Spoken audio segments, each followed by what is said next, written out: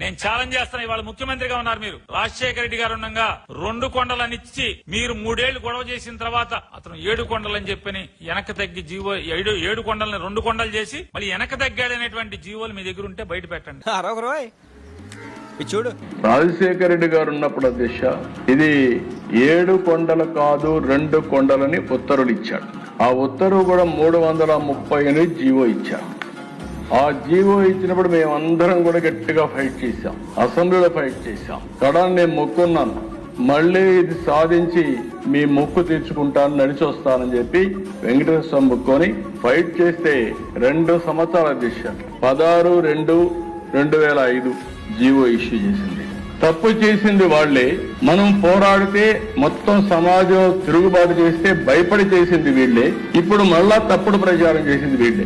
నియమనాలు నాకైతే అర్థం కావడం లేదు. రోజుకు ఒక మాట మాట్లాడుతుంది.